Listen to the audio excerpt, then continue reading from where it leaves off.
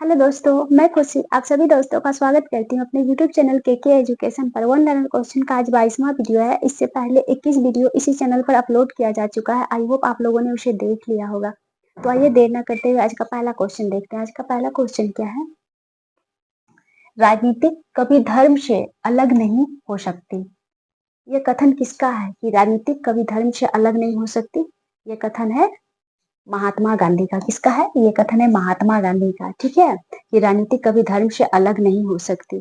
आइए महात्मा गांधी से संबंधित कुछ उपाधियों को देख लेते हैं जो महात्मा गांधी को लोगों द्वारा उपाधियां दिया गया है। ठीक है, बापू। बापू के नाम से किसे जाना जाता है? तो बापू के नाम से महात्मा गांधी को जाना जाता है। किसके द्वारा ये उपाधि दिया गया था? तो ये उपाधि दिया गया था जवाहरलाल नेहरू के द्वारा। किसके द्वारा दिया गया था? जवाहरलाल नेहरू के द्वारा। वहीं अगर राष्ट्रपिता की बात की जाए कि राष्ट्रपिता के नाम से किसे जाना जाता है, तो राष्ट्रपिता के नाम से भी महात्मा गांधी को जाना जाता है। ये उपाधि किसके द्वारा दिया गया था? तो ये उपाधि दिया गया था सुभाष चंद्र बोस के द्वारा। किसके द्वारा दिया गया था? सुभाष चंद्र बोस के द्वारा। ठीक है, अगर वहीं जादूगर की बात की जाए कि महात्मा गांधी को जादूगर जादूगर की उपाधि किसने दी थी? जादूगर की उपाधि किसके द्वारा दिया गया था? तो जादूगर की उपाधि दिया गया था शेख मुजीबुर रहमान के द्वारा। किसके द्वारा? शेख मुजीबुर रहमान के द्वारा दिया गया था। ये कौन थे? तो ये बांग्लादेश के प्रथम प्रधानमंत्री थे। ठीक है, जिसे बांग्लादेश का इन्हें गांधी भी कहा जाता है। और ये वर्तमान शेख हसीना जो अभी नहीं है सत्ता पर, लेकिन इससे पहले जो पूर्व बांग्लादेश के प्रधानमंत्री थी शेख हसीना, उसी के पिताजी हैं। ठीक है, तो शेख मुजीबुर रहमान के द्वारा जादूगर की उपाधि महात्मा गांधी को दिया गया था। ठीक है, वहीं अगर आपसे पूछा जाए कि वन मैन बाउंड्री फोर्स की उपाधि किसके द्वारा दिया गया था? कौन सा? One man boundary force. One man boundary force की उपाधि किसके द्वारा दिया गया था? वन मैन बाउंड्री फोर्स की उपाधि किसके द्वारा दिया गया था? तो ये दिया गया था लॉर्ड माउंटबेटन के द्वारा। किसके द्वारा दिया गया था? माउंटबेटन के द्वारा। माउंटबेटन के द्वारा महात्मा गांधी को वन मैन बाउंड्री फोर्स कहा गया था। ठीक है, अगर वहीं आपसे पूछा जाए कि महात्मा गांधी को महात्मा की उपाधि किसने दी थी? महात्मा की उपाधि किसके द्वारा दिया गया था? तो महात्मा की उपाधि दिया गया था रविन्द्रनाथ टैगोर के द्वारा। किसके द्वारा दिया गया था? रविन्द्रनाथ टैगोर के द्वारा महात्मा गांधी को महात्मा की उपाधि दिया गया था। ठीक है, रविन्द्रनाथ टैगोर के द्वारा। ठीक है, अगर वहीं आपसे पूछा जाए कि केसरे हिंद की उपाधि महात्मा गांधी के द्वारा कब लौटा दिया गया था? तो केसरे हिंद की उपाधि महात्मा गांधी के द्वारा असहयोग आंदोलन के दौरान लौटा दिया गया था। ठीक है, कब लौटा दिया गया था? असहयोग आंदोलन के दौरान। असहयोग आंदोलन कब से कब तक हुआ था? तो 1920 से 22 के बीच हुआ था। ठीक है, आइए नेक्स्ट क्वेश्चन देखते हैं। नेक्स्ट क्वेश्चन हमारा क्या कहता है? वहीं अगर एक बहुत ही महत्वपूर्ण कथन है, क्या स्वतंत्रता हमारा जन्मसिद्ध अधिकार है? कौन सा कथन? स्वतंत्रता हमारा जन्मसिद्ध अधिकार है। ये कथन किसके द्वारा दिया गया था? तो ये स्टेटमेंट जो है वो बाल गंगाधर तिलक के द्वारा दिया गया था। किसके द्वारा? बाल गंगाधर तिलक के द्वारा। ठीक है, बस्तर आंदोलन में किसकी भूमिका प्रमुख थी? तो बस्तर आंदोलन में प्रमुख भूमिका थी गुंडाधुर का। किसका? गुंडाधुर का प्रमुख भूमिका थी। बस्तर कहाँ है? तो बस्तर छत्तीसगढ़ का एक शहर है। ठीक है, बस्तर छत्तीसगढ़ में पड़ता है। वहीं का यही बस्तर आंदोलन में भूमिका किसकी थी? गुंडाधुर का। ठीक है, आइए नेक्स्ट क्वेश्चन देखते हैं। नेक्स्ट क्वेश्चन हमारा क्या कहता है? नेक्स्ट क्वेश्चन कह रहा है आशिका। आशिका किसकी रचना है? तो आशिका अमीर खुसरो की रचना है। किसकी रचना है? अमीर खुसरो की। आइए अमीर खुसरो की कुछ प्रमुख रचना देख लेते हैं। इसके द्वारा किया गया कुछ प्रमुख रचना। ठीक है, अगर आपसे पूछा जाए तुगलकनामा, तुगलकनामा किसकी रचना है? तो तुगलकनामा अमीर खुसरो की रचना है। किसकी रचना है? अमीर खुसरो की रचना है। नूह सिपहर, कौन सा? नूह सिपहर किसकी रचना है? तो ये भी तुगलकनामा सॉरी अमीर खुसरो की रचना है। ठीक है, वहीं अगर आपसे पूछ लिया जाए कि लैला मजनू, लैला मजनू किसकी रचना है? लैला मजनू किसकी रचना है? तो लैला मजनू भी अमीर खुसरो की रचना है। किसकी रचना है? अमीर खुसरो की रचना है। तो तुगलकनामा, नूह सिपहर, लैला मजनू, इसके बाद आशिका, ये सब सारा अमीर खुसरो का प्रमुख रचना है। अमीर खुसरो को भारत का तूतीय हिंद कहा जाता है, क्या कहा जाता है? तूतीय हिंद की उपाधि किसे दिया गया? तो तूतीय हिंद की उपाधि दिया गया अमीर खुसरो को। किसे दिया गया? अमीर खुसरो को, ठीक है। आइए नेक्स्ट क्वेश्चन देखते हैं। अमीर खुसरो अलाउद्दीन का दरबारी कभी भी रहा है, ठीक है। आइए देखते हैं नेक्स्ट क्वेश्चन। नेक्स्ट क्वेश्चन हमारा क्या कह रहा है? नेक्स्ट क्वेश्चन कह रहा है कि महामहम त्योहार किस राज्य का है? तो महामहम त्योहार जो है ये तमिलनाडु का है। कहाँ का है? तमिलनाडु का। यही तमिलनाडु में एक प्रमुख त्योहार और भी मनाया जाता है, कौन सा? जलीकट्टू। कौन सा त्योहार? जलीकट्टू।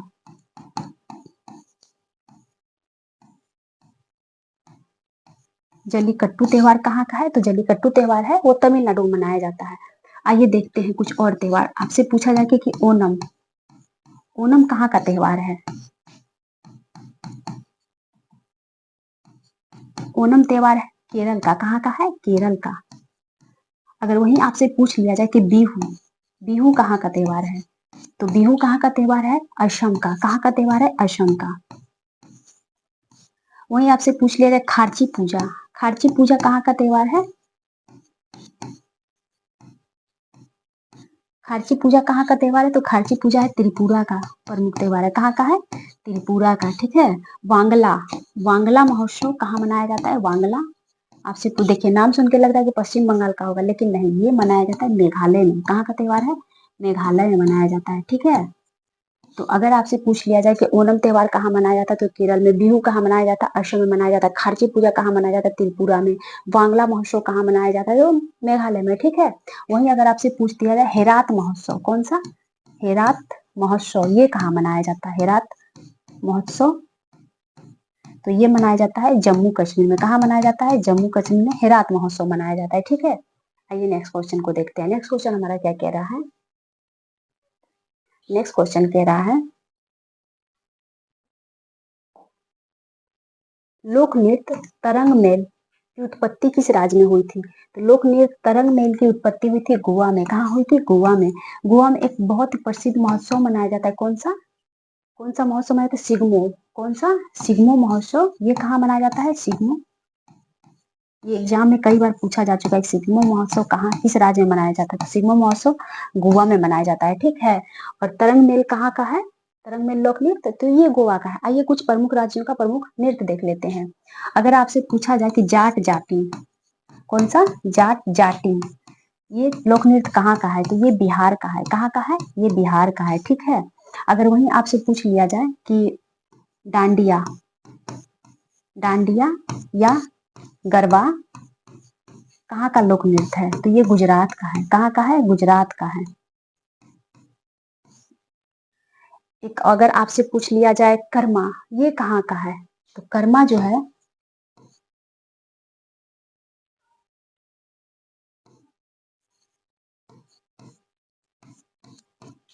झारखंड का है। कहाँ का है? झारखंड का है, ठीक है। अगर वहीं आपसे पूछ लिया जाए कि कुछ और त्योहार के बारे में बात करें, लावनी ये कहाँ का है? तो लावनी कहाँ का है? महाराष्ट्र का है। कहाँ का है लावनी? महाराष्ट्र का है। छपेली कहाँ का है? हिमाचल प्रदेश का है। कहाँ का है छपेली? हिमाचल प्रदेश का है, ठीक है। आइए नेक्स्ट क्वेश्चन देखते हैं।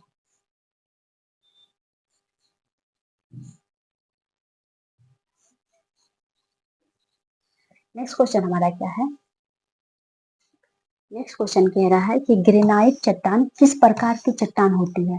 तो ग्रेनाइट चट्टान जो है वो आग्नेय चट्टान है। कौन सा चट्टान है? आग्नेय चट्टान है।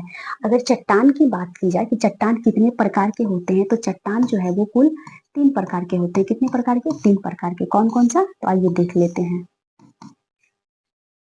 एक तो हो जाएगा आग्नेय चट्टान। कौन सा? आग्नेय चट्टान। आग्नेय चट्टान हो गया। दूसरा कौन सा? परतदार चट्टान।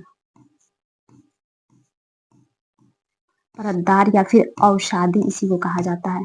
अवसादी या तलछटी इसी को कहा जाता है। तलछटी, तलछटी भी इसी को कहा जाता है, ठीक है। एक हो जाएगा रूपांतरित।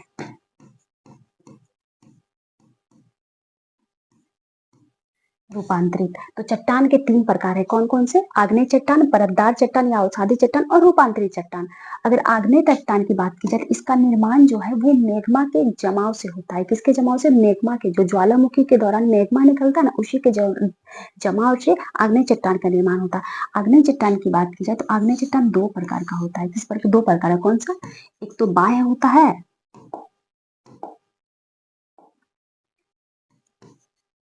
बाह्य होता है, और एक आंतरिक होता है। ठीक है,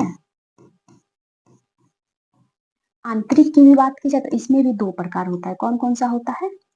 तो एक तो होता है मध्य, ठीक है, और एक होता है पातालिक। कौन सा होता है? एक मध्य होता है,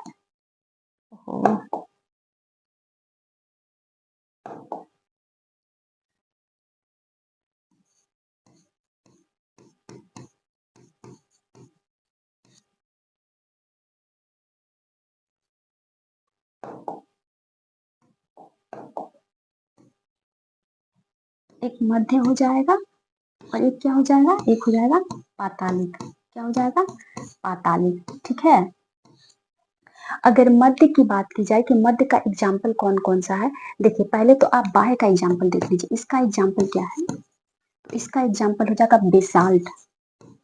बेसाल्ट किसका एग्जाम्पल है? तो बाह्य आग्नेय चट्टान का एग्जाम्पल है। ऑब्सीडियन, कौन सा? ऑब्सीडियन।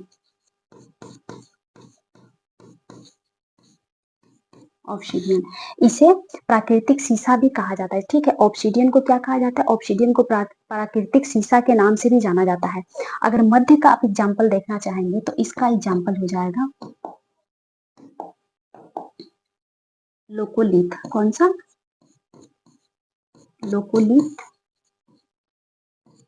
फेकोलिथ, फेकोलिथ, लोकोलिथ, फेकोलिथ, ये सब किसका एग्जाम्पल है? ये सब सारा मध्य का एग्जाम्पल है। ठीक है, मध्य आंतरिक चट्टान का। वहीं अगर हम पातालिक की बात की जाए तो पातालिक में किसका कौन सा एग्जाम्पल हो जाएगा? तो पातालिक में एग्जाम्पल हो जाएगा गैब्रो। कौन सा? गैब्रो पातालिक का एग्जाम्पल है। ठीक है, कौन सा? गैब्रो पातालिक का एग्जाम्पल है। ठीक है, और आग्नेय, गैब्रो और आग्नेय, ठीक है, आग्नेय, ये दोनों पातालिक का एग्जाम्पल हो जाएगा। अगर वहीं परतदार के एग्जाम्पल की बात करेंगे कि आप परतदार का एग्जाम्पल क्या है, तो परतदार का एग्जाम्पल हो जाएगा आपको डोलामाइट। कौन सा? डोलामाइट किसका एग्जाम्पल है? परतदार का। कोयला की बात की जाए तो ये किसका एग्जाम्पल है? तो कोयला जो है वो परतदार का एग्जाम्पल है। ठीक है, क्या हो जाएगा? कोयला, कोयला, डोलामाइट। इसके बाद अगर आप देखना चाहेंगे तो और क्या हो जाएगा? कोयला हो गया, डोलामाइट हो गया, और एक तो वो होता है, अभी ध्यान नहीं आ रहा है। रूपांतरित की अगर बात की जाए तो रूपांतरित का एग्जाम्पल क्या हो जाएगा? रूपांतरित का एग्जाम्पल हो जाएगा नीश। क्या हो जाएगा? नीश। इसका एग्जाम्पल है, तो रूपांतरित का एग्जाम्पल है मार्बल। इसका एग्जाम्पल है मार्बल। तो मार्बल रूपांतरित का एग्जाम्पल है। ठीक है, तो डोलामाइट, कोयला, तलचट्टी का एग्जाम्पल हो जाएगा, पातालिक का एग्जाम्पल हो जाएगा गैब्रो, आग्नेय, मध्य का एग्जाम्पल हो जाएगा लोकोलिथ, फेकोलिथ, और बाह्य का एग्जाम्पल हो जाएगा बेसाल्ट और ऑब्सीडियन। ऑब्सीडियन को प्राकृतिक शीशा भी कहा जाता है। तो आपसे अगर चट्टान पूछे, चट्टान कितने प्रकार के होते हैं? 3 प्रकार के आप आराम से कह सकते हैं। आग्नेय होता है, परतदार होता है, रूपांतरित होता है। आंतरिक, आग्नेय में भी 2 प्रकार के होते हैं, बाह्य होते हैं, आंतरिक होते हैं। आंतरिक में भी 2 प्रकार के होते हैं, मध्य होते हैं, पातालिक होते हैं। परतदार का एग्जाम्पल आप देख लिए डोलामाइट, कोयला। रूपांतरित का आप देख लिए नीच, मार्बल। ठीक है, तो आग्नेय का निर्माण कैसे होता है? तो आग्नेय का निर्माण मैग्मा द्वारा होता है। ज्वालामुखी के दौरान जो मैग्मा का निर्माण निकलता है अंदर से, उसी के जमाव से आग्नेय चट्टान का निर्माण होता है। ठीक है, और जो बाहर निकल के जम जाता है उसे तो बेसाल्ट ऑक्सीजन कहते हैं, लेकिन जो मध्य में ही जम जाता है, पृथ्वी के अंदर ही कहीं मध्य में मैग्मा निकल के, तो उसे ही हम मध्य कहते हैं। थोड़ा और अंदर जम जाता है तो उसे हम पातालिक कह देते हैं। तो गैब्रो और आग्नेय उसका एग्जाम्पल हो जाएगा। ठीक है, आइए नेक्स्ट क्वेश्चन देखते हैं। नेक्स्ट क्वेश्चन हमारा क्या कह रहा है? नेक्स्ट क्वेश्चन कह रहा है कि मानचित्र में समुद्र की समान गहराइयों को जोड़ने वाली रेखाओं को क्या कहते हैं? तो उसे कहते हैं आइसोबाथ। क्या कहते हैं? आइसोबाथ कहते हैं। अगर वहीं आपसे पूछ लिया जाए कि मानचित्र में समान ताप को, क्या समान ताप को दर्शाने वाला रेखा को क्या कहा जाता है? समान ताप, तो इसको कहता है आइसोथर्मल। क्या कहा जाता है? आइसो थर्मल के नाम से जाना जाता है। ठीक है, अगर वहीं आपसे बोल दिया था कि समान दाब, ठीक है। समान दाब को दर्शाने वाली रेखा को क्या कहा जाता है? तो इसे आइसोबार कहा जाता है। क्या कहा जाता है? आइसोबार के नाम से जाना जाता है। ठीक है, आइसोबार के नाम से जाना जाता है। ठीक है, अगर आपसे बोल दिया जाए कि समान बादल वाले स्थान को क्या कहा जाता है, समान बादल वाले रेखा को क्या कहा जाता है, तो बादल वाले रेखा को समान बादल वाले रेखा को आइसोनेफ कहा जाता है। क्या कहा जाता है? आइसोनेफ कहा जाता है। ठीक है, आइए नेक्स्ट क्वेश्चन देख लेते हैं। नेक्स्ट क्वेश्चन हमारा मिटा दे रही हूँ, आई होप आप लोगों ने इसे लिख लिया होगा, और नहीं तो फिर वीडियो पीछे करके लिख लीजिएगा। नेक्स्ट क्वेश्चन हमारा क्या कह रहा है? मैगिनोट रेखा किन दो देशों के बीच स्थित है? तो मैगिनोट रेखा जर्मनी और फ्रांस के बीच स्थित है। किस देश के बीच स्थित है? जर्मनी और फ्रांस के बीच स्थित है। आइए कुछ प्रमुख रेखा को देख लेते हैं जिससे संबंधित बार बार क्वेश्चन पूछे जाते हैं। अगर मैगिनोट की बात की जाए तो वो जर्मनी और फ्रांस के बीच है। ठीक है, और जर्मनी और फ्रांस के बीच एक और रेखा है, कौन सा? सिगफ्राइड। कौन सा? सिगफ्राइड रेखा। सिगफ्राइड रेखा भी जर्मनी और फ्रांस के बीच स्थित है। ठीक है, वहीं अगर आपसे पूछ लिया जाए कि हिडनबर्ग, कौन सा? हिडनबर्ग रेखा किसके किसके बीच है? हिडनबर्ग या और ऑर्डर नीचे, ऑर्डर नीचे, ऑर्डर नीचे किसके किसके बीच है? तो ये जर्मनी और पोलैंड के बीच स्थित है। किसके किसके बीच स्थित है? जर्मनी और पोलैंड के बीच स्थित है ये रेखा, जर्मनी और पोलैंड के बीच है। ठीक है, अगर वहीं आपसे पूछ लिया जाए कि 70वीं 70वीं समांतर 70वीं रेखा किन दो देशों के बीच स्थित है? तो 70वीं रेखा उत्तरी वियतनाम को उत्तरी वियतनाम और दक्षिणी वियतनाम, ठीक है, के बीच स्थित है। किसके बीच है? उत्तरी वियतनाम और दक्षिणी वियतनाम के बीच कौन सी रेखा स्थित है? तो 70वीं रेखा स्थित है। ठीक है, अगर वहीं आपसे पूछ लिया जाए कि 38वीं समानांतर रेखा किसके बीच है? किसके बीच है ये रेखा? 38वीं है उत्तरी कोरिया, ठीक है, उत्तरी कोरिया और दक्षिण कोरिया के बीच स्थित है। कहाँ स्थित है? उत्तरी कोरिया और दक्षिण कोरिया के बीच। ठीक है, यानी कि नॉर्थ कोरिया और साउथ कोरिया के बीच कौन सा स्थित है? 38वीं रेखा। वहीं अगर 70वीं रेखा के बारे में पूछा जाए तो वो उत्तरी वियतनाम और दक्षिणी वियतनाम यानी कि नॉर्थ वियतनाम और साउथ वियतनाम के बीच है। अगर वहीं 49वीं रेखा के बारे में पूछ लिया जाए आपसे कि 49वीं रेखा किसके बीच है?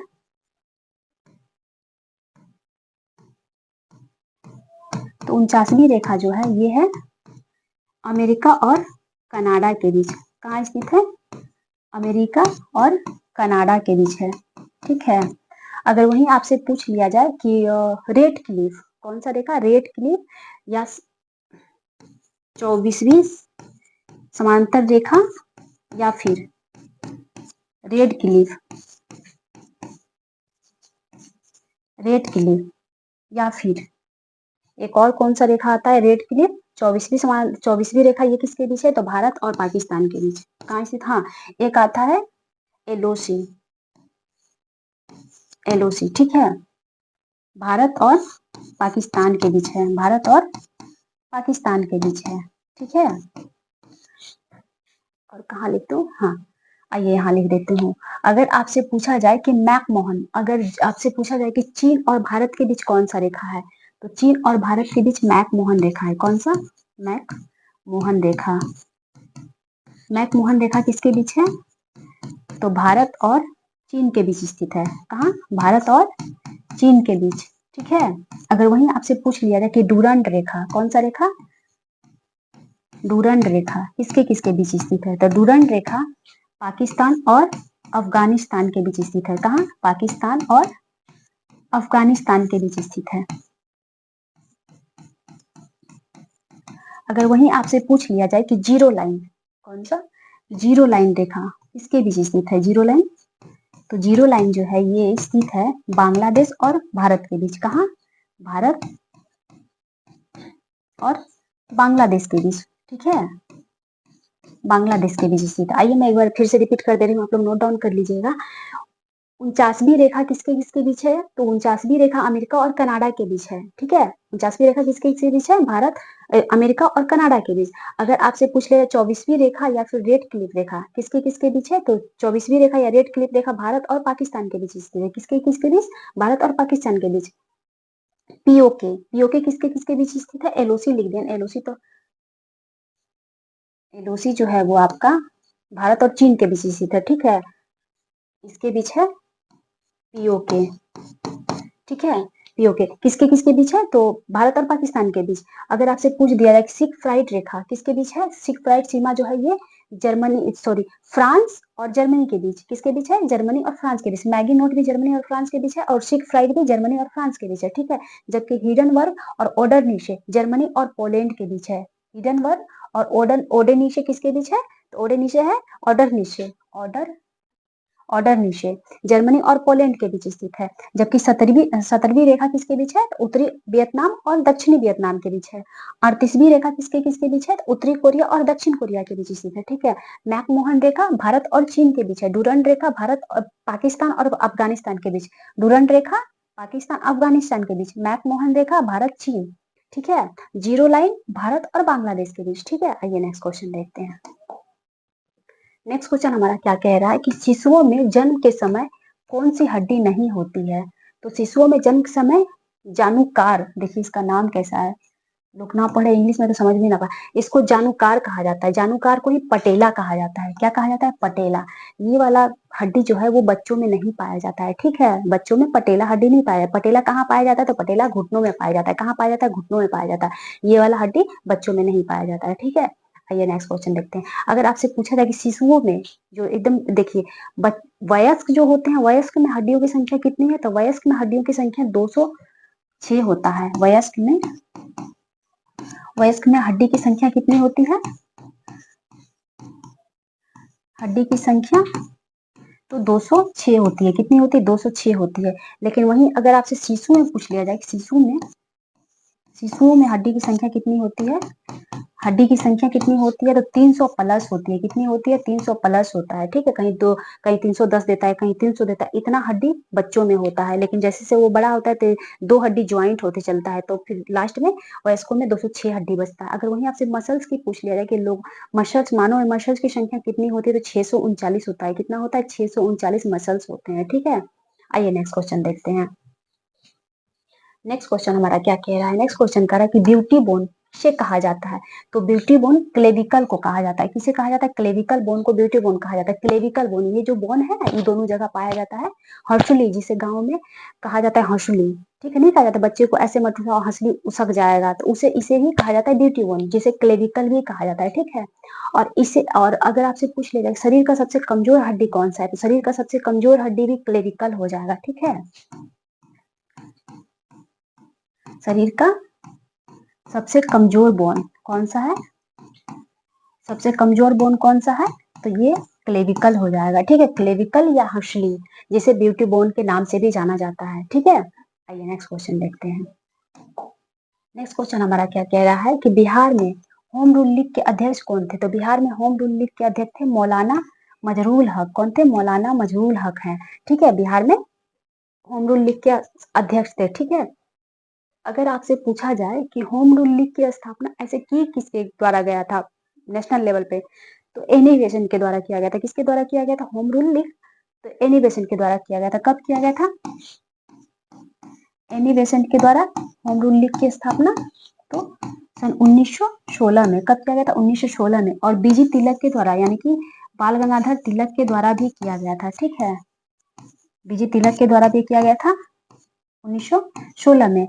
बाल गंगाधर तिलक के द्वारा अप्रैल में किया गया था होम रूल लीग की स्थापना, जबकि एनी बेसेंट के द्वारा 1916 में किया गया था।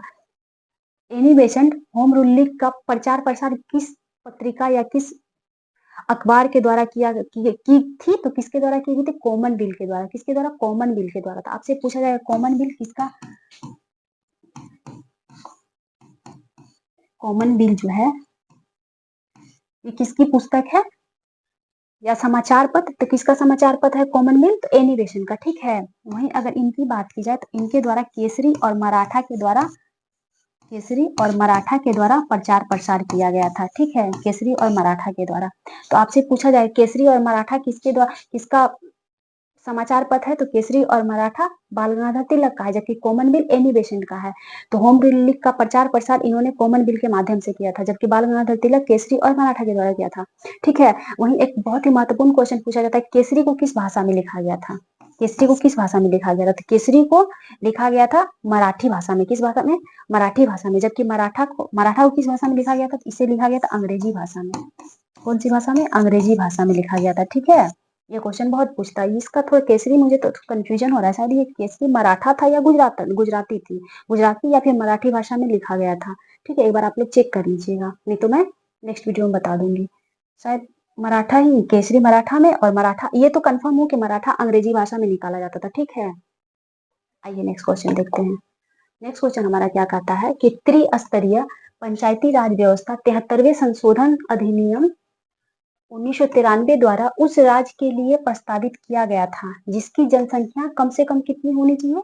तो जनसंख्या कम से कम 20 लाख होनी चाहिए। कितनी होनी चाहिए? कम से कम 20 लाख होनी चाहिए। वहीं पर त्रिस्तरीय पंचायती राज व्यवस्था को लागू किया जाएगा। जहाँ की जनसंख्या 20 लाख से कम होना, तो वहाँ पे 2 स्तरीय पंचायती राज व्यवस्था को लागू किया जाता था, लागू किया जाना चाहिए। ठीक है, ऐसा कहा गया है 73वें संविधान संशोधन के माध्यम से। तो केरल में 2 स्तरीय पंचायती राज व्यवस्था लागू है, जबकि सारे राज्यों में 3 स्तरीय, लगभग सारे राज्यों में 3 स्तरीय पंचायती राज व्यवस्था लागू है।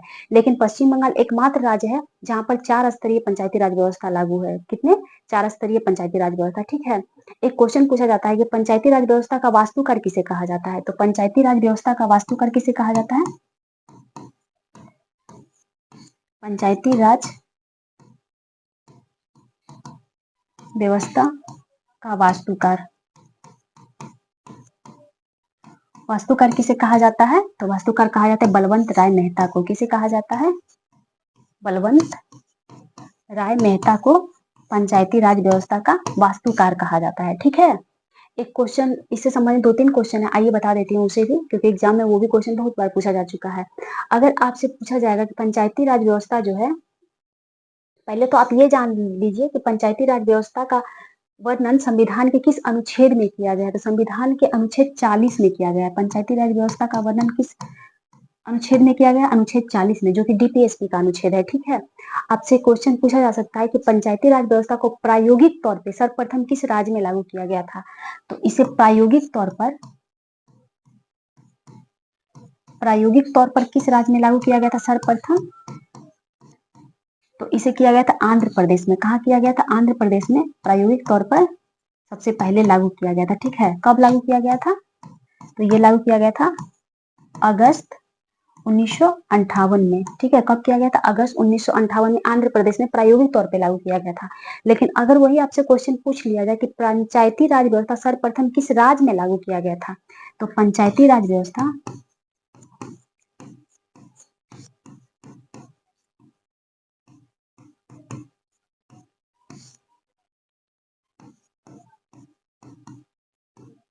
सर्वप्रथम पंचायती राज व्यवस्था लागू किस राज्य में लागू हुआ था? तो ये हुआ था नागौर में।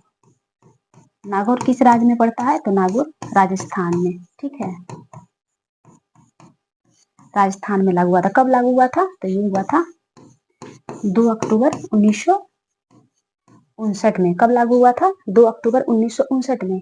किसके सिफारिश पर लागू हुआ था? तो बलवंत राय मेहता जी के सिफारिश पर। किसकी सिफारिश पर? बलवंत राय मेहता जी की सिफारिश। बलवंत राय मेहता समिति का स्थापना कब हुआ था? तो बलवंत राय मेहता समिति का गठन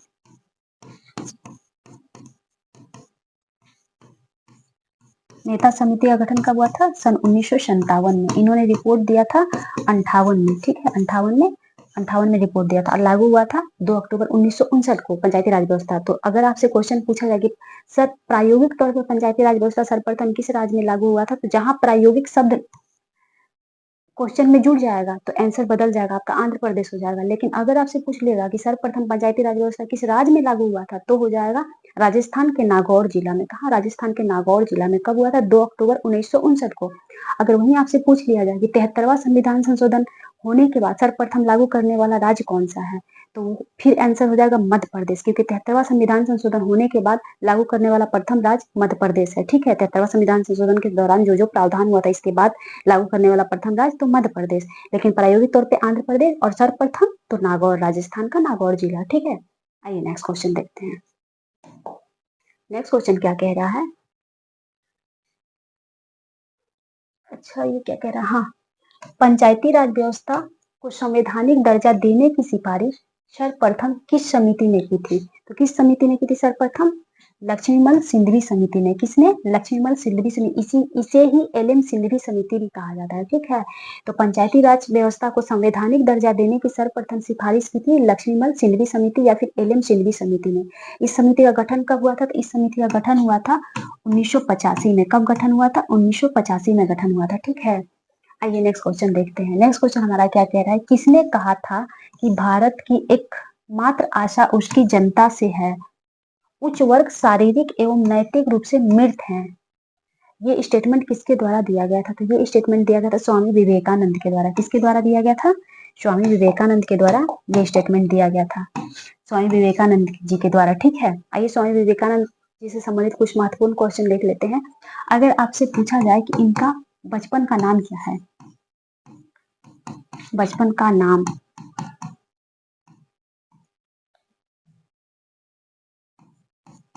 बचपन का नाम क्या है? तो इनका बचपन का नाम था नरेंद्र दत्त। क्या था? नरेंद्र दत्त। ठीक है,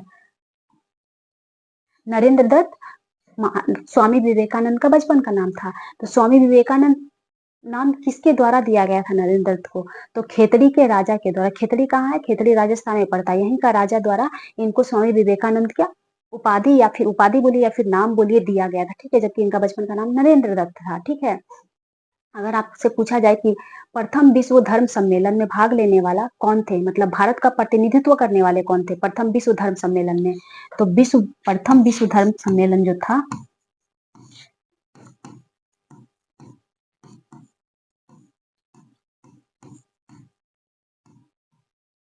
धर्म सम्मेलन, पहले तो ये जान लीजिए कि ये हुआ कब था। तो ये हुआ था 1893 में। कब हुआ था? 1893 में। कहाँ हुआ था? शिकागो में। शिकागो कहाँ पड़ता है? तो शिकागो पड़ता है अमेरिका में। कहाँ पड़ता है? शिकागो, शिकागो अमेरिका में पड़ता है। तो भारत के संस्कृति धर्म का प्रतिनिधित्व किसने किया था? तो भारत की तरफ से स्वामी विवेकानंद के द्वारा किया गया था। किसके द्वारा किया गया था? स्वामी विवेकानंद के द्वारा किया गया था। तो आपसे पूछा जाएगा कि प्रथम विश्व धर्म सम्मेलन में भारत की ओर से किसने भाग लिया था? तो स्वामी विवेकानंद ने। कब हुआ था प्रथम विश्व धर्म सम्मेलन? 1893 में। कहाँ हुआ था? शिकागो में। शिकागो कहाँ पड़ता है? शिकागो अमेरिका का शहर है। ठीक है, अगर आपसे पूछा जाएगा कि वहां पर वेदांत सोसाइटी का स्थापना किया गया था। कौन सा सोसाइटी? वेदांत सोसाइटी। वेदांत सोसाइटी का स्थापना किसके द्वारा किया गया था? तो वेदांत सोसाइटी का स्थापना जो है वो स्वामी विवेकानंद के द्वारा किया गया था। किसके द्वारा किया गया था? विवेकानंद के द्वारा किया गया था। कब किया गया था? 1894 में किया गया था। कहाँ किया गया था? तो ये अमेरिका में किया गया था। कहाँ किया गया था? अमेरिका में किया गया था। ठीक है, वेदांत सोसाइटी की स्थापना 1894 में अमेरिका में स्वामी विवेकानंद जी के द्वारा किया गया था। ठीक है, अगर वहीं आपसे पूछा जाए कि हाँ, एक और क्वेश्चन, इनके गुरु कौन थे? इनके धार्मिक गुरु कौन थे या आध्यात्मिक गुरु? आध्यात्मिक गुरु इनके कौन थे? तो आध्यात्मिक गुरु इनके परमहंस थे। कौन थे? परमहंस थे। परमहंस जो दक्षिण काली माता का भक्त थे, परमहंस। ठीक है, ये नरेंद्र दत्त के आध्यात्मिक गुरु थे, यानी कि स्वामी विवेकानंद के गुरु कौन थे? तो परमहंस थे। ठीक है, स्वामी विवेकानंद के द्वारा रामकृष्ण परमहंस की स्थापना की गई थी। कौन सा मिशन का? Ramakrishna Paramhansa, sorry, Ramakrishna Mission. Ramakrishna Mission की स्थापना किसके द्वारा किया गया था? आपसे पूछा जाएगा कि रामकृष्ण मिशन की स्थापना किसके द्वारा किया गया था? तो रामकृष्ण मिशन की स्थापना स्वामी विवेकानंद के द्वारा किया गया था। कब किया गया था? 1897 में किया गया था। कब किया गया था? 1897 में स्वामी विवेकानंद के द्वारा किया गया था। स्वामी विवेकानंद का जन्म कब हुआ था? कई बार क्वेश्चन ये भी पूछता है कि इनका जन्म कब हुआ था? तो जन्म हुआ था 1863 में। कब हुआ था? 1863 में स्वामी विवेकानंद का जन्म हुआ था। ठीक है, आइए नेक्स्ट क्वेश्चन देख लेते हैं। हाँ, इनके द्वारा कर्म योग किसके द्वारा लिखा गया ग्रंथ है? तो कर्म योग स्वामी विवेकानंद के द्वारा लिखा गया है। किसके द्वारा लिखा गया? कर्मयोग स्वामी विवेकानंद के द्वारा लिखा गया था। ठीक है, नेक्स्ट क्वेश्चन हमारा क्या कह रहा है कि आवर्त सारणी के वर्ग 1 के तत्व को क्या कहा जाता है? तो आवर्त सारणी के वर्ग 1 के तत्व को क्षारीय धातु कहा जाता है। क्या कहा जाता है? क्षारीय धातु कहा जाता है। इसके तहत कौन कौन से आते हैं? तो आपका जाके लिथियम आ जाएगा, सोडियम आ जाएगा, lithium, sodium, potassium, caesium, rubidium, francium, ये सब सारे वर्ग 1 के तत्व हैं। ठीक है, जिसे क्षारीय धातु कहा जाता है। मैं एक बार फिर से रिपीट कर दे रही हूँ, lithium, sodium, potassium, rubidium, caesium, francium, ये सब सारे वर्ग 1 के तत्व हैं। ठीक है, आइए नेक्स्ट क्वेश्चन देखते हैं। नेक्स्ट क्वेश्चन हमारा क्या कह रहा है? 2.5 दिन का झोपड़ी मस्जिद का निर्माण किसके द्वारा किया गया था? तो ये किया गया था कुतुबुद्दीन ऐबक के द्वारा। किसके द्वारा किया गया था? कुतुबुद्दीन ऐबक के द्वारा। एक बार तो क्वेश्चन में ये भी पूछा गया था कि 2.5 दिन का झोपड़ी क्या है? मंदिर है, मस्जिद है, गुरुद्वारा है, क्या है? तो 2.5 दिन का झोपड़ी जो है, 2.5 दिन का झोपड़ी या झोपड़ा भी कहा जाता है, हालांकि झोपड़ी ही कहा जाता है ज्यादातर। तो ये एक मस्जिद है। क्या है? ये एक मस्जिद है। किसके द्वारा निर्माण किया गया था? कुतुबुद्दीन ऐबक के द्वारा। संस्कृत विश्वविद्यालय के ध्वनाशेष पर किया गया था। ठीक है, संस्कृत विश्वविद्यालय को तुड़वाकर उसी के अवशेष पर 2.5 दिन का झोपड़ा का निर्माण करवाया गया था। किसके द्वारा? कुतुबुद्दीन ऐबक के द्वारा। ये कहाँ पड़ता है? 2.5 दिन का झोपड़ी अजमेर में। कहाँ पड़ता है? अजमेर में। अजमेर कहाँ है? तो अजमेर राजस्थान में है। ठीक है, कुतुबुद्दीन ऐबक के द्वारा एक बहुत ही प्रसिद्ध मस्जिद का भी निर्माण करवाया गया था। कौन सा मस्जिद? तो इसके द्वारा निर्माण किया गया था,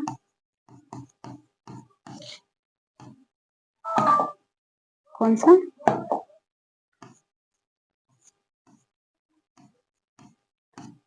कुवत उल इस्लाम मस्जिद। कौन सा मस्जिद? कुवतुल इस्लाम मस्जिद का निर्माण किसके द्वारा किया गया था? तो कुवतुल इस्लाम मस्जिद का निर्माण करवाया गया था कुतुबुद्दीन ऐबक के द्वारा। ठीक है, कुतुबुद्दीन ऐबक को किस नाम से जाना? एक मिनट में देखने दीजिए तो मेरा माइक कहीं स्ट्रोक तो नहीं हो गया? नहीं, नहीं हुआ है। आइए देखते हैं। कुवतुल कुवत कुवत कुवतुल उल इस्लाम का मस्जिद, उल इस्लाम मस्जिद, ये निर्माण किसके द्वारा करवाया गया था? ये मस्जिद है, वो ये करवाया गया था कुतुबुद्दीन ऐबक के द्वारा। ठीक है, कुतुबुद्दीन ऐबक की बात की जाए तो कुतुबुद्दीन ऐबक को किस नाम से जाना जाता है? इन्हें लाख बख्श के नाम से जाना जाता है। किस नाम से? लाख बख्श के नाम से जाना जाता है। ठीक है, लाख बख्श। तो आपसे पूछा जाए कि लाख बख्श के नाम से किसे जाना जाता है? तो लाख बख्श के नाम से कुतुबुद्दीन ऐबक को जाना जाता है। ठीक है, कुवत्तुल उल इस्लाम मस्जिद का निर्माण किसके द्वारा करवाया गया था? कुतुबुद्दीन ऐबक के द्वारा। कुवत्तुल उल इस्लाम मस्जिद कहाँ है? तो दिल्ली में है। कहाँ है? दिल्ली में है। आपसे पूछा जाएगा कि कुतुब मीनार का नींव किसने रखा था? तो कुतुब मीनार का नींव भी कुतुबुद्दीन ऐबक के द्वारा रखा गया था। कुतुब मीनार का नींव किसके द्वारा रखा गया था? कुतुब मीनार का नींव रखा गया था कुतुबुद्दीन ऐबक के द्वारा। कहाँ? दिल्ली में। लेकिन कुतुब मीनार का निर्माण किसके द्वारा करवाया गया था? पूर्णतः उसका निर्माण किसके द्वारा करवाया गया था? इल्तुतमिश के द्वारा करवाया गया था, लेकिन नींव उसका कुतुबुद्दीन ऐबक के द्वारा रखा गया था। एक और क्वेश्चन पूछा जाता है कि चौगान खेलते हुए किस शासक की मृत्यु हो गई थी? तो चौगान खेलते हुए, चौगान जिसे पोलो भी कहा जाता है, ठीक है, पोलो या चौगान खेलते टाइम किसकी मृत्यु घोड़े से गिर के हो गई थी? तो कुतुबुद्दीन ऐबक की मृत्यु घोड़े से गिर के चौगान या पोलो खेलते समय हो गई थी। ठीक है, आइए नेक्स्ट क्वेश्चन देखते हैं। नेक्स्ट क्वेश्चन क्या कहता है कि मलेरिया किस कारण से होता है? तो मलेरिया जो है वो प्रोटोजुआ के कारण से होता है। किसके कारण से होता है? प्रोटोजुआ के कारण से होता है। आइए प्रोटोजुआ से होने वाले कुछ महत्वपूर्ण बीमारी को देख लेते हैं, ट्रिक वाइज देख लेते हैं, नहीं तो याद रहता नहीं, दिमाग से निकल जाता है। ठीक है, इसलिए ट्रिक दे देती हूँ, आप लोग को याद रखिएगा। पापे पापे काम पर सोते हैं। ठीक है, क्या? पापे काम पर सोते हैं। इससे क्या हो जाएगा? आपका हो जाएगा पायरिया। पायरिया किसके कारण होता है? प्रोटोजोआ के कारण। पे से क्या हो जाएगा? पेचिस। ठीक है, पेचिस किसके कारण होता है? तो प्रोटोजोआ के कारण होता है। का से काला जर। कौन सा? काला जार। काला जार किसके कारण होता है? तो प्रोटोजोआ के कारण होता है। म से मलेरिया। मलेरिया किसके कारण होता है? तो प्रोटोजोआ के कारण होता है। सो से निंद्रा बीमारी, जिसे सोने की बीमारी भी कहा जाता है या फिर निंद्रा रोग। ठीक है, सोने की बीमारी, ये सारे प्रोटोजोआ से होने वाले बीमारी हैं। कौन सा ट्रिक है? ठीक है, पापे काम पर सोते हैं, यानी कि पा से पायरिया, पे से पेचिस, का से कालाजार, म से मलेरिया, सो से सोने की बीमारी। ठीक है, या सोने की बीमारी या निंद्रा रोग प्रोटोजोआ के कारण होता है, ठीक है। आइए नेक्स्ट क्वेश्चन देखते हैं। नेक्स्ट क्वेश्चन हमारा क्या कहता है, किसान क्रेडिट कार्ड योजना की शुरुआत कब हुई थी? तो किसान क्रेडिट कार्ड योजना की शुरुआत हुई थी 1998-99 में। कब हुई थी? 1998-99 में, ठीक है। आइए नेक्स्ट क्वेश्चन देखते हैं। नेक्स्ट क्वेश्चन हमारा क्या कह रहा है, नेक्स्ट क्वेश्चन कह रहा है कि अरल सागर किन दो देशों के बीच स्थित है? तो अरल सागर कजाकिस्तान और उज्बेकिस्तान के बीच स्थित है। कहाँ स्थित है? कजाकिस्तान और उज्बेकिस्तान के बीच अरल सागर स्थित है, ठीक है। नेक्स्ट क्वेश्चन क्या कह रहा है कि भारत सरकार द्वारा नियुक्त तापस मजुमदार समिति का संबंध किससे है? तो तापस मजुमदार समिति जो है, ये तापस मजुमदार समिति का संबंध है 6 से 14 आयु वर्ग के सभी बच्चों को स्कूली शिक्षा व्यवस्था में शामिल करने से है, ठीक है। और इसी समिति के सिफारिश पर मूल कर्तव्य में 11वां कर्तव्य को जोड़ा गया था, ठीक है। मूल कर्तव्य में 11वें कर्तव्य को किसके द्वारा जोड़ा गया था? तापस मजुमदार समिति के सिफारिश पर ही जोड़ा गया था। उसमें भी शिक्षा से संबंधित है, 6 से 14 वर्ष के बच्चों को शिक्षा से संबंधित है, ठीक है। तो 11वां मूल कर्तव्य किसके सिफारिश पर जोड़ा गया था? तापस मजुमदार समिति के सिफारिश पर जोड़ा गया था। वहीं अगर आपसे पूछ लिया जाए कि मूल कर्तव्य जो है संविधान में किस समिति की सिफारिश पर जोड़ा गया है, तो पहले तो आप ये जान लीजिए कि मूल कर्तव्य जो है वो मूल संविधान में था नहीं, ठीक है। मूल संविधान में मूल कर्तव्य नहीं था, इसे जोड़ा गया है। तो किस समिति की सिफारिश पर जोड़ा गया है? तो इसे जोड़ा गया है स्वर्ण सिंह समिति की सिफारिश पर। किसके सिफारिश पर? स्वर्ण सिंह समिति की सिफारिश पर जोड़ा गया है। 42वां संविधान संशोधन 1976 के तहत मूल कर्तव्य को जोड़ा गया है। इसके द्वारा 8 कर्तव्य को जोड़ने की सिफारिश की गई थी, लेकिन नहीं, फर्स्ट बार 10 कर्तव्य को जोड़ा गया था। कितने? 10 मूल कर्तव्य को जोड़ा गया था। किस भाग में रखा गया है मूल कर्तव्य को? तो 51 के क में। किसमें? 51 के क में। सॉरी, अनुच्छेद अगर आपसे पूछा जाए तो 51 के क। कौन सा? 51 के क अनुच्छेद में रखा गया है। अगर वहीं आपसे भाग पूछा जाए किस भाग में, तो 4 के क के में रखा गया। किस में रखा गया है? भाग 4 के क या भाग 4 के ए में रखा गया, ठीक है। अनुच्छेद 51 के ए बोलिए या फिर क बोलिए, ठीक है, उसमें रखा गया है। आइए नेक्स्ट क्वेश्चन देखते हैं।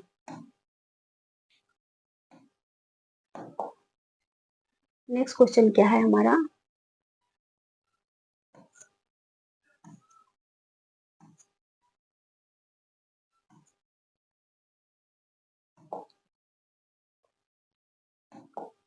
नेक्स्ट क्वेश्चन है कि मेलाटोनिन हार्मोन संबंधित है, किससे संबंधित है? तो मेलाटोनिन हार्मोन जो है वो निंद्रा को नियंत्रित करता है। किसे करता है? निंद्रा का नियंत्रण से संबंधित है मेलाटोनिन हार्मोन। आइए इससे संबंधित कुछ क्वेश्चन देख लेते हैं। अगर आपसे पूछा जाए कि मेलाटोनिन हार्मोन का स्रावन कहाँ से होता है, तो इसका स्रावन होता है पिनियल ग्रंथि से। कहाँ से होता है? पिनियल ग्रंथि से इसका स्रावन होता है, ठीक है। पिनियल ग्रंथि से मेलाटोनिन हार्मोन का स्रावन होता है। अगर आपसे पूछा जाए कि शरीर का सबसे छोटा ग्रंथि कौन सा है, तो शरीर का सबसे छोटा ग्रंथि पिनियल ग्रंथि हो जाएगा। कौन सा ग्रंथि हो जाएगा? पिनियल ग्रंथि हो जाएगा। शरीर का द्वितीय सबसे छोटा ग्रंथि कौन सा है? तो पीयूष ग्रंथि, जिसे पिट्यूटरी ग्लैंड भी कहा जाता है। पिट्यूटरी ग्लैंड या मास्टर ग्लैंड, पिट्यूटरी ग्लैंड को ही मास्टर ग्लैंड भी कहा जाता है और उसे ही पीयूष ग्लैंड भी कहा जाता है, यानी कि पीयूष ग्रंथि या मास्टर ग्रंथि या फिर पिट्यूटरी ग्रंथि, तीनों एक ही है। तो वो शरीर का द्वितीय सबसे छोटा ग्रंथि है, लेकिन प्रथम अगर आपसे पूछा जाए तो पिनियल ग्रंथि हो जाएगा। तो ऑप्शन में देख लीजिएगा, अगर पिनियल ग्रंथि नहीं होगा तो पीयूष ग्रंथि सही होगा, अगर पिनियल ग्रंथि होगा तो उस टाइम आपको पिनियल ग्रंथि को चुनना पड़ेगा, क्योंकि शरीर का सबसे छोटा ग्रंथि पिनियल ग्रंथि है, ठीक है। अगर आपसे बोला जाएगा त्रिनेत्र, त्रिनेत्र के नाम से किसे जाना जाता है, तो पिनियल ग्रंथि को त्रिनेत्र भी कहा जाता है। क्या कहा जाता है? त्रिनेत्र। त्रिनेत्र के नाम से पिनियल ग्रंथि को कहा जाता है। जैविक घड़ी, जैविक घड़ी के नाम से किसे जाना जाता है? तो जैविक घड़ी के नाम से, जैविक घड़ी बोलिए या बायोलॉजिकल क्लॉक, ठीक है। तो आपसे पूछा जाएगा कि बायोलॉजिकल क्लॉक या जैविक घड़ी के नाम से किस ग्रंथि को जाना जाता है? तो जैविक घड़ी या बायोलॉजिकल क्लॉक के नाम से पिनियल ग्रंथि को जाना जाता है। किसे जाना जाता है? पिनियल ग्रंथि को जाना जाता है, क्योंकि शरीर का जो दैनिक क्रिया है ना, ये मेलाटोनिन हार्मोन के द्वारा नियंत्रण होता है। मेलाटोनिन हार्मोन का स्रावन किससे होता है? पिनियल ग्रंथि से, ठीक है। जैसे कि आपका सुबह का जगना, वॉशरूम जाना, फ्रेश होना, सोना, सब सारा क्रिया किसके द्वारा नियंत्रण होता है? मेलाटोनिन हार्मोन के द्वारा। मेलाटोनिन हार्मोन का स्रावन होता है पिनियल ग्रंथि से, ठीक है। तो और मेलाटोनिन हार्मोन जो है वो रात में ज्यादा एक्टिव रहता है। मेलाटोनिन हार्मोन रात में ज्यादा एक्टिव रहता है, सुबह उसका वो निष्क्रिय हो जाता है, उसका पावर उतना नहीं रहता। इसीलिए लाइट रात में ऑफ करके सोना चाहिए, क्योंकि लाइट ऑफ करके सोना से मेलाटोनिन हार्मोन का स्रावन अच्छे मात्रा में होता है और नींद हमें अच्छा आता है, ठीक है। तो मेलाटोनिन हार्मोन का स्रावन कहाँ से होता है? पिनियल ग्रंथि से। और वो जो क्या बोलता है, मेलानिन, मेलाटोनिन, ये तो मेलाटोनिन हार्मोन है, लेकिन मेलानिन एक हार्मोन होता है। मेलानिन हार्मोन की अधिकता से शरीर का कलर जो है वो सांवला हो जाता है, डार्क हो जाता है। जब धूप में निकलते हैं तो धूप में निकलने के बाद मेलानिन हार्मोन जो है वो ज्यादा निकलने लगता है, जिससे शरीर डार्क होने लगता है, यानी कि सांवला होने लगता है। तो रात में अच्छे नींद लेने के बाद क्या करता है? मेलाटोनिन हार्मोन उसको भी नियंत्रण करता है, ठीक करता है। इसलिए रात में अच्छा नींद लेना चाहिए, ठीक है। आइए नेक्स्ट क्वेश्चन देखते हैं। नेक्स्ट क्वेश्चन हमारा क्या कह रहा है, कंवल टाइगर रिजर्व किस राज्य में है? तो कंवल टाइगर रिजर्व तेलंगाना में स्थित है। कहाँ स्थित है? तेलंगाना में। तेलंगाना में एक और बहुत महत्वपूर्ण टाइगर रिजर्व है। कौन सा टाइगर रिजर्व? कौन सा टाइगर रिजर्व है? तो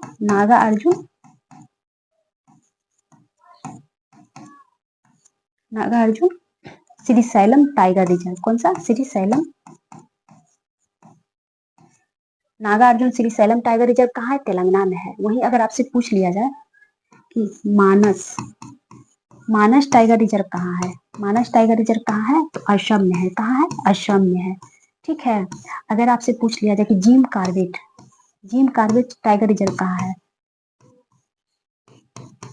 कार्बेट टाइगर रिजर्व। तो पहले तो आप ये जान लीजिए कि भारत का सबसे प्राचीनतम टाइगर रिजर्व अगर आपसे पूछ लिया जाए, सबसे पुराना टाइगर रिजर्व जिम कार्बेट है। क्या है? जिम कार्बेट है, जिसका वर्तमान नाम क्या है? तो वर्तमान नाम रामगंगा है। क्या है? रामगंगा। और जिम कार्बेट का ही सबसे पुराना नाम हैली नेशनल पार्क था। क्या था? हैली नेशनल पार्क, इसी को कहा जाता है। तो ये कहाँ स्थित है? तो ये उत्तराखंड में स्थित है। कहाँ स्थित है? उत्तराखंड में। वहीं आपसे पूछ लिया जाए कि नाम दफा टाइगर रिजर्व, कौन सा? नाम दफा टाइगर रिजर्व ये कहाँ है? तो ये है अरुणाचल प्रदेश में। कहाँ है? अरुणाचल प्रदेश में।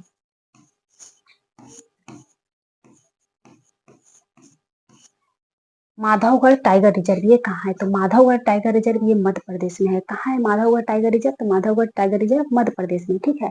आपसे पूछा जाएगा जिम कार्बेट बोल रहे Kaziranga national park. Kaziranga national park कहाँ है? तो काजीरंगा नेशनल पार्क असम में है। कहाँ है? असम में है। किसके लिए प्रसिद्ध है? तो काजीरंगा नेशनल पार्क जो है वो एक सिंह वाले गेंडा के लिए प्रसिद्ध है। किसके लिए प्रसिद्ध है? एक सिंह वाले गेंडा के लिए प्रसिद्ध है। दाचीग्राम नेशनल पार्क ये कहाँ है? तो दाचीग्राम जम्मू कश्मीर में है। कहाँ है? जम्मू कश्मीर में है। ठीक है। तो इसी के साथ आज का वीडियो समाप्त होता है। तो आई होप आज का वीडियो भी आप लोगों को पसंद आएगा। और सारा क्वेश्चन बहुत ही महत्वपूर्ण है एग्जाम के पॉइंट ऑफ व्यू से, सो प्लीज आप लोग इसे नोट डाउन करते रहिएगा और रिविजन भी जरूर करते रहिएगा। ठीक है। और एक दिन, हाँ, परसों वाले वीडियो में मैं आप लोगों से क्वेश्चन पूछी थी कि जैन धर्म का संस्थापक कौन थे? तो जैन धर्म का संस्थापक कौन थे? ऋषभ देव थे। कौन थे? ऋषभ देव थे। तो आप इनको प्रथम जैन तीर्थकर भी कह सकते हैं, क्योंकि जैन जैन धर्म में कुल तीर्थकरों की संख्या 24 थी। तो प्रथम तीर्थकर कौन हो गया? ऋषभ देव हो गए, क्योंकि जैन धर्म के संस्थापक ऋषभ देव थे। ठीक है।